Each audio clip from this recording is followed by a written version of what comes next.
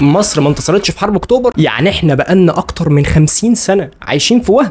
كل سنة في 6 اكتوبر بنحتفل بهزيمة. حد جرب قبل كده يسرش عن حرب اكتوبر بالانجليزي هيلاقي النتائج اللي بتطلع له ان ما كانش في انتصار مصري اصلا. هتلاقي المقالات والصحف الغربية والمؤرخين بيقولوا ان الحرب دي انتهت بالتعادل. ازيدك من الشعر بيت، في بعض منهم بيقول ان مصر اتهزمت ميدانيا في الحرب. يعني الناس دي بتقول كده من فراغ؟ يعني المؤرخين والصحفيين الغربيين دول استمدوا رأيهم منين؟ اول سبب عشان خط بارليف ده لم يتم اختراقه بالكامل، ده الجيش المصري عمل فيه ثغرة صغيرة كده وعدوا منها، وباقي الخط على طول القناه من البحر للبحر كان سليم. واحنا هنا لما بنقول خط بارليف ما بيبقاش قصدنا على الساتر الترابي اللي قصاد القناه، لا احنا قصدنا على الحصون الدفاعيه وخطوط الدفاع المدرعه اللي ورا الساتر الترابي. السبب الثاني، بالرغم من ان الجيش المصري قدر يعبر قناه السويس ويخش سيناء، ما قدرش الجيش المصري انه يسيطر غير على الثلث الاول من سيناء اللي هو من 10 15 كيلو. طب وبقيه الثلثين كان تحت سيطره العدو وكان متمركز فيه قواته وعساكره وكل حاجه. السبب الثالث والاهم ان جيش العدو قدر ان هو يصنع فجوه ما بين الجيش الثاني والثالث الميدان المصري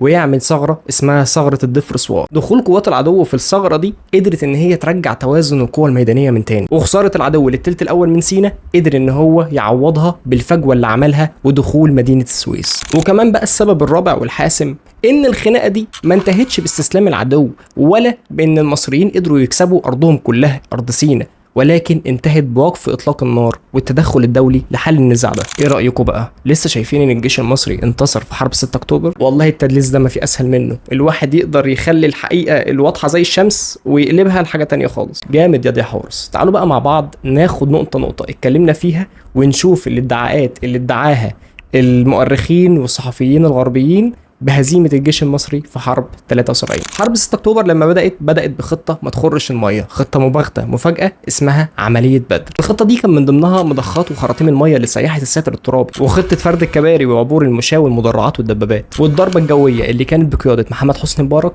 واللي اربكت كل خطوط العدو واللي مهدت المصريين ان هم يقدروا يعدوا قناه السويس بسلام ويقدروا يسيطروا على الضفه الشرقيه للقناه. ومش بس كده، ده المصريين لما عدوا الساتر الترابي ودخلوا الضفه الشرقيه لقناه السويس جوه سيناء دخلوا وسيطروا على كل المخابئ والحصون الخرسانيه، في منها اللي اتحرق وفرقع وفي منها اللي دخلته العساكر المصريه وقبضوا على كل اللي فيه، واللي ما اتقبضش عليه خلص. في عمليه بدر وفي خلال 6 ساعات واول يوم بس قدروا ان هم يحطموا اكبر اسطوره في التاريخ واكبر دعايه كدابه واكبر خط دفاع في العالم. ومش بس كده، ده بعد ما المصريين سيطروا على 15 كيلو من الضفه الشرقيه لقناه السويس قدروا ان هم يعملوا ممرات دفاعيه ترد اي هجوم مضاد من قوات العدو.